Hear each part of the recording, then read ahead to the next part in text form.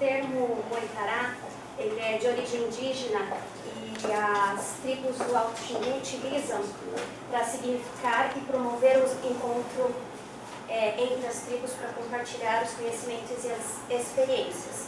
Por isso que nós escolhemos este trabalho, o nome deste trabalho, o título desse trabalho. Você pode voltar um pouquinho? Só um pouquinho. Aqui nós colocamos o afro-indígena, a mistura de raças, e ao lado nós colocamos toda a nossa equipe, alunos, funcionários e equipe diretiva e professores da nossa escola, que na verdade estamos nos constituindo como tribo e uma equipe de trabalho.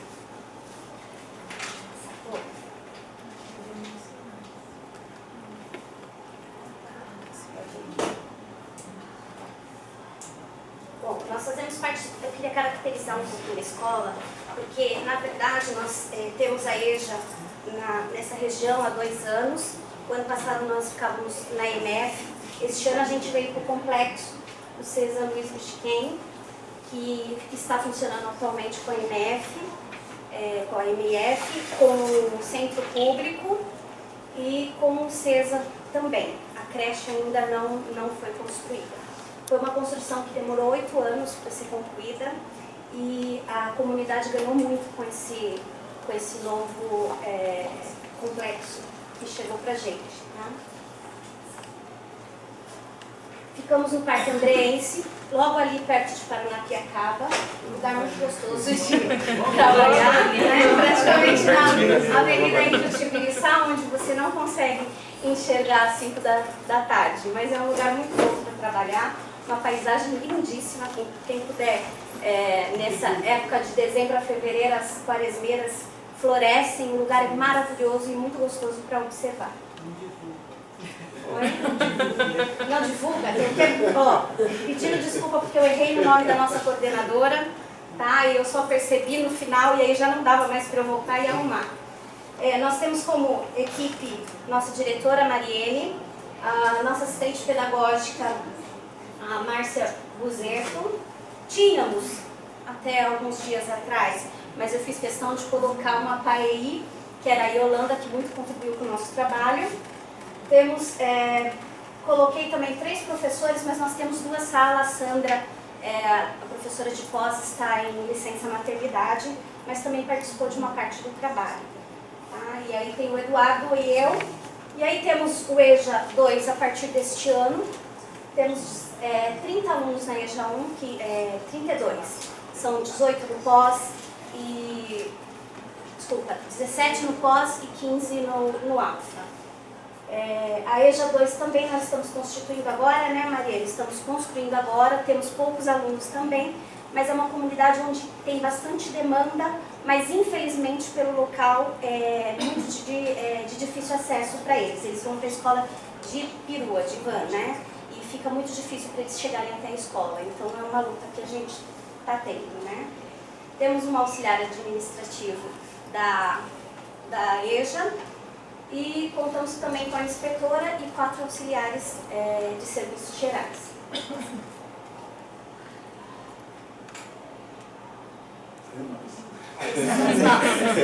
Essa é a primeira foto do nosso casamento. Vamos lá. Os professores da EJA 1. Só explicar esse negócio do casamento. É porque a gente está sempre trabalhando junto. Eu acho que os alunos percebem essa afinidade que a gente tem. E eles agora fazendo uma campanha para que a gente se case. Para que a gente se case. Domingos foi sábado, pedi a mão. Por que você não pediu, Domingos, a mão em casamento? Esqueceu. Pode passando. A equipe da escola, nós professores do FIC e da EJA, pode passar. Foi só para ir o tamanho do isso daí, não. Eu acho que eu volto depois aí. Acho que é melhor você caracterizar. Passa aqui pra frente, por favor.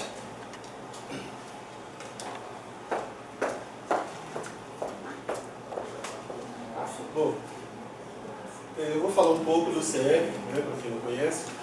O CEP é uma escola de trabalhadores que surgiu na década de 80.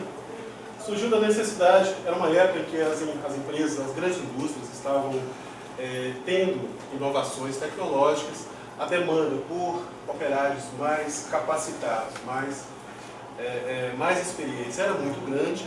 Então, alguns trabalhadores se reuniram e decidiram criar uma escola em que trabalhadores fizessem a capacitação de outros trabalhadores, né, para que aqueles que já estavam empregados não corressem o risco de perder seus empregos e para que aqueles que estavam desempregados por falta de capacitação pudessem ser inseridos no mercado de trabalho. É uma organização sem fins lucrativos, né, que hoje trabalha interferindo, né, nos projetos públicos de educação, né, trabalhando junto à EJA, trabalhando a capacitação ainda de trabalhadores e trabalhando profissionalizante também aqui nas escolas onde existe a EJA. Surgiu em plena ditadura, obviamente teve alguns desconfortos durante a ditadura, mas se manteve firme e hoje faz um trabalho que é reconhecido, inclusive internacionalmente. Então, esse é o CEP. Nós temos aqui na coordenadora do CEP aqui de Santo André, a senhora Zumira Fonseca. Né? Senhora.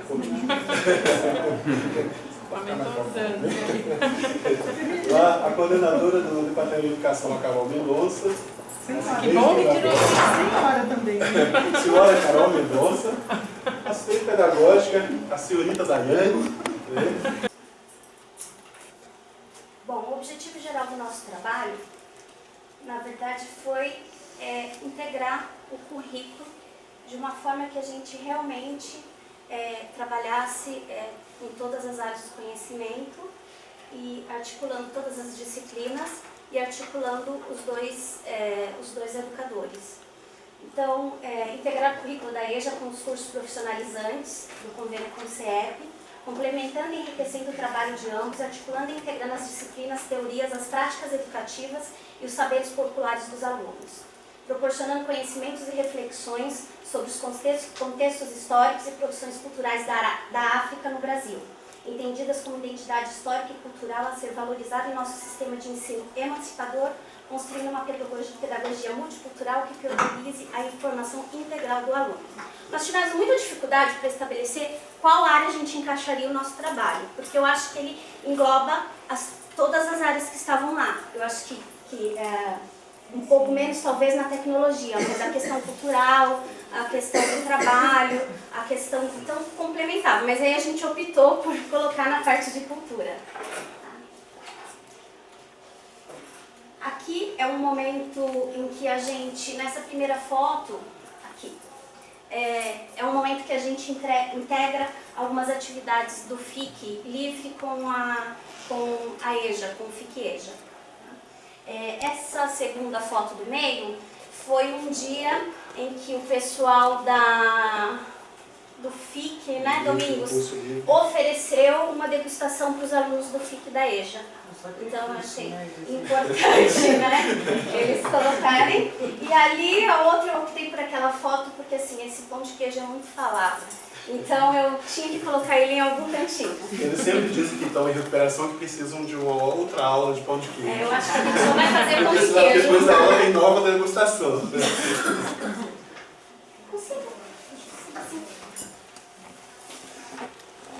Bom, passando para os objetivos específicos, são muitos. Aí, nós selecionamos alguns para que não ficasse de uma forma cansativa e porque a gente tinha um pouco tempo também para apresentação. Tá? E eu acho que, assim, na verdade eu não vou muito me deter a eles porque eu acho que é um trabalho que todas nós fazemos e não há muita necessidade. O material vai ficar disponível, se alguém tiver interesse em compartilhar, é só pedir depois. E aqui está nosso produto final, que foi muito prazeroso. Essa primeira foto é mais ou menos, porque nós não terminamos o nosso trabalho ainda, ele está em andamento. Mais ou menos, não nessa posição, porque a gente não discutiu ainda com os alunos, mas são as mandalas feitas de grão. Você quer a imitação, Domingos? Sim, sim. São as mandalas feitas de grão que formarão uma mandala só. Só que a gente ainda não ligou, porque nós iríamos trazê-las para cá e porque nós vamos utilizar também na Feira Cultural do dia 29. Mas ela ficará mais ou menos assim, as 7 mandalas irão formar um único... Presta essa verde para mim. Ela formará... Presta essa verde para mim. Ela vai formar uma mandala só. Este daqui, esta mandala, ela é um símbolo de um Mariana, vou contar a surpresa. Ela é o símbolo de uma atividade que nós vamos apresentar na Feira Cultural do dia 29 na escola, né? Ficou meio assim, não dá para ver muito nos grãos, só com a proximidade, mas na verdade parece uma mão, parece uma pomba, né? Os frutos somos nós, né? E a parte verde que representa o Parque Andreense, que tem muito verde. Aí quando eles viram pronto, eles falaram, não, professora, para ser mostrada lá, ela está muito feia. Então sexta-feira eles colocaram a barrinha aqui também, né? Se preocuparam com a parte estética né? E falaram que podia ser a terra, porque lá também tem bastante terra. E uma outra mandala que eu achei bem interessante fazer foi o símbolo do Quem Ama Abraça. Né? Nós usamos o arroz integral e a lixia para representar, né, a mistura de raças, né? E eu gostei particularmente muito de fazer essas duas mandalas com eles. Aliás, todas as mandalas ficaram muito legais e foi muito prazeroso.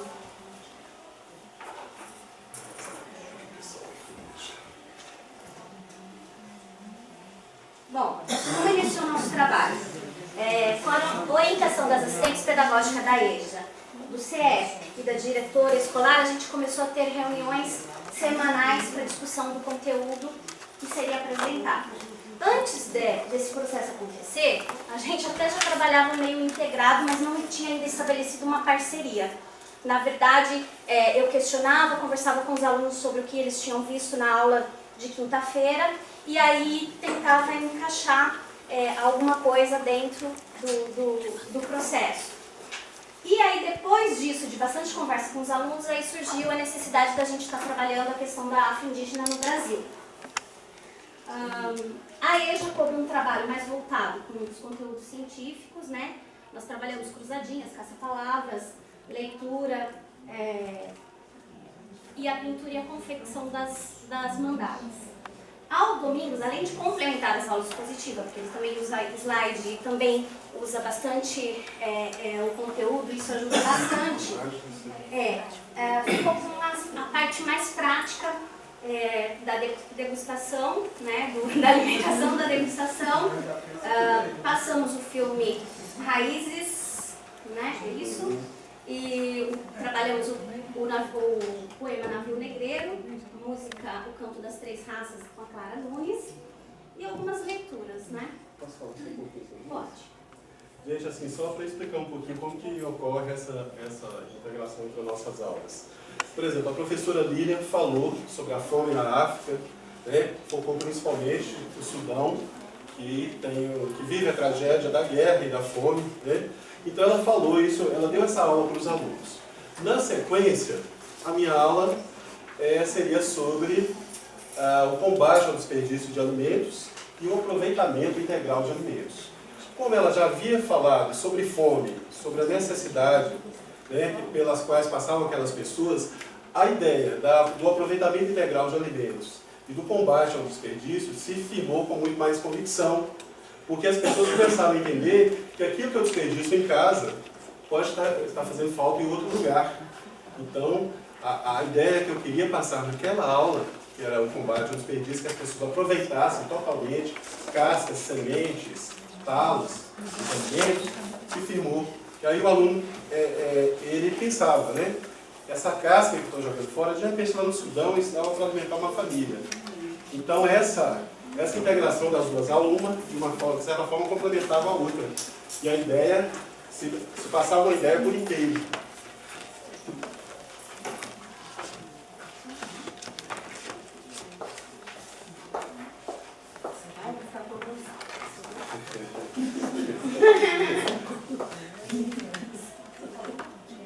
Vai ser uma briga, porque só tem 7, hein?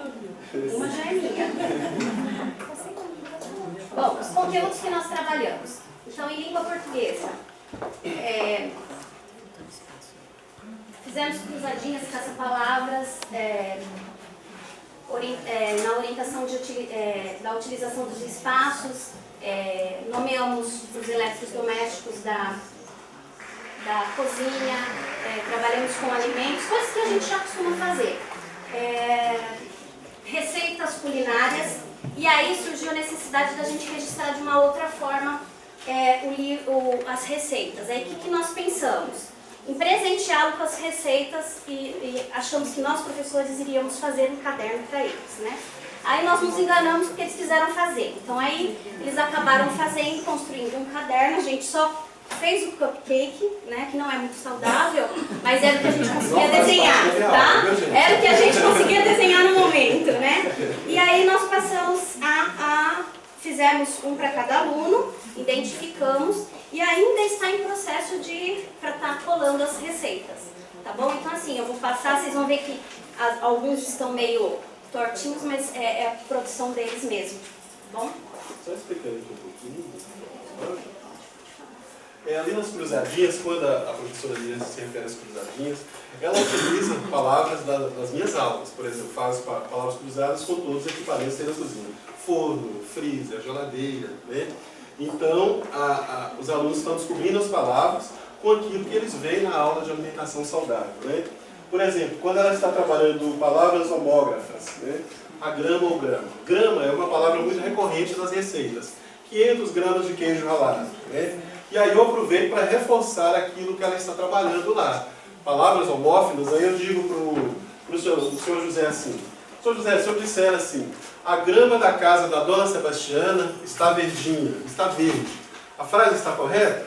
Aí pode estar, né? Dona Sebastiana é uma aluna nossa que tem uma casa com um grande quintal e um jardim muito bonito. Aí eu falo assim para a dona Nice: eu fui lá no Pato Rouco é um supermercado pequenininho que tem lá no Parque deles, e comprei 200 gramas de presunto. Está correto? Não, não está, professor. É 200 gramas. E aí a gente começa a explicar, ou seja, o grama, no sentido de peso, de medida, é uma palavra que se pronuncia no masculino. A grama, quando se refere à plantação da dona Sebastiana, é uma palavra feminina, né? Aquilo aí eu já reforço aquilo que a Lívia já estava falando em sala de aula. Bom, aí eu queria só mostrar um pouquinho do trabalho que a gente faz em questão da leitura e escrita, todas, com exceção da primeira que é na minha sala, mas trabalhando o conteúdo que o Domingos estava trabalhando. Nós temos o cantinho da leitura, não está muito visível, mas esse cantinho foi muito importante, porque ali a gente, além deles colocarem as receitas que eles trazem de casa, a gente também tem bastante revista com questões de saúde, de alimentos, receitas, para que eles possam estar manuseando na hora do intervalo, numa hora que estão mais livres. E aí do lado a gente tem algumas orientações, que foi um presente que nós ganhamos, né, Dai? A Dai nos presenteou, então assim, também fazemos essa leitura de, não só aí, mas na porta da geladeira tem as orientações. Então assim, a gente está construindo um ambiente leitor também, com essa preocupação com eles. E a última foto, uma atividade simples que todo mundo também deve fazer, que é a questão da leitura e identificação das cores. Matemática, o que a gente trabalhou? Sistema de medidas, né? Principalmente por conta das receitas, né? A próxima matéria eu acho que vou ter que trabalhar a questão da fração, porque é uma dificuldade que eu ainda não consegui trabalhar.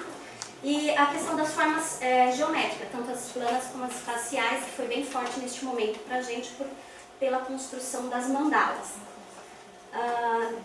Uma atividade muito importante que eles citam em alguns depoimentos é a questão da medida, que eles aprenderam a transformar xícara em colher, né? Então aprenderam com ele, depois eu dei uma reforçadinha, como dou em toda receita a gente reforça um pouquinho.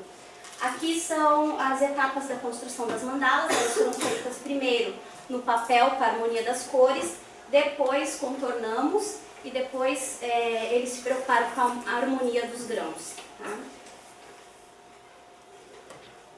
Em artes foi a confecção da mandala e a gente trabalhou cores, primárias, secundárias, terciárias, quentes e frias em sala de aula, a harmonia das cores e partimos para a confecção das mandalas. Aqui está o processo mais ou menos o processo tudo que foi feito. Iniciamos com as formas, depois passamos para a pintura com canetinha, lápis, depois como que chama o material que a gente usou? Não, a estopa. Né? A estopa aqui. Esse é o processo que foi feita a mandala. Em ciências, eu queria passar um vídeo, mas eu não sou muito boa na tecnologia e eu não consegui colocar ele direito aqui, mas eu queria mostrar depois. Você quer falar essa parte? Eu acho que é melhor que você assuma. A questão de ciência que foi trabalhada. Eu acho que você tem mais propriedade. Na verdade, é mais ou menos o exemplo daquilo que já foi dito, né? A aula que ela dá lá, ela se complementa ou vice-versa na aula de culinária. Então, em ciências, por exemplo, no cuidado de higiene com os eletrodomésticos, né? Se ela falou de bactérias, de doenças transmitidas pela falta de higiene, eu vou reforçar isso lá na sala de aula. Então, existe todo um ritual antes da aula que os alunos, que os educandos têm, né? Que é a asepsia das mãos, as máscaras, as toucas, né? Complementando aquilo que ela já veio trabalhando com eles sobre as bactérias, a transmissão de doenças através dos alimentos. Bom, vamos lá. Geografia, a gente trabalhou a localização e mapa, principalmente dos países africanos. Trabalhamos com o livro de Grão em Grão, o Sucesso Vem na Mão. Estamos começando, na verdade, o trabalho. Também ainda está a caminho, porque ainda não foi concluída a leitura. E história. Trabalhamos todas as questões referentes à África e aos índios. Dá um pouquinho mais de atenção na leitura. Aqui, quando essas questões raciais se apresentam na escola, nenhum assunto que surge dentro de sala de aula a gente deixa passar esse assunto. Um assunto que quando eu cheguei em sala de aula estava sendo muito debatido era o caso do jogador Aranha, que é um jogador de futebol, uma história que se tornou conhecida de todo mundo. Né? Havia um debate entre os educandos sobre o que teria acontecido com ele. Então, inevitavelmente, a gente passa para uma conversa sobre o racismo, sobre a situação do negro no Brasil. E essa conversa você vai ouvindo depoimentos dos educandos. Oi? Eles vão ouvindo, eles vão ouvindo depoimento e a gente vai discutindo as situações pelas quais eles passaram. Discriminação em função de gênero, discriminação em função de origem, por serem nordestinos, discriminação em função de cor de pele, etc. E aí uma das ilustrações que nós levamos foi essa aqui, mostrando uma imagem do negro do século XVI, a primeira imagem, e uma outra do século XX. Essa foto ganhou inclusive um prêmio de fotojornalismo. Eram trabalhadores que foram abordados no Rio de Janeiro para averiguação, que isso era muito comum na época da ditadura, e o processo de levá-los para a averiguação era exatamente a mesma forma que eram conduzidos os escravos do século XVI. Então são imagens de impacto que a gente leva para discutir isso, né? E para dar para eles essa orientação assim, de que com preconceito não existe acordo, né? Com a discriminação não existe acordo. A gente deve combatê-la e, se aconteceu comigo, eu tenho o dever de dizer não àquilo, porque eu já tenho essa condição. Então ele já tem essa condição. Quando acontece com eles, eu tenho que reagir até mesmo para que não aconteça com o outro que possa estar vindo depois e que talvez não tenha o mesmo conhecimento e a mesma condição que ele já tem. Né? Tá bom. Receitas A sala de aula é a trabalhadas. mesma coisa, viu? Bom, eu coloquei em destaque aqui, na verdade eu coloquei todas as receitas que já foram trabalhadas e coloquei em destaque o que tinha a ver um pouco com o nosso trabalho. Tá? O bolo de milho, as ervas dos chales indígenas, a canjica d'arte, né?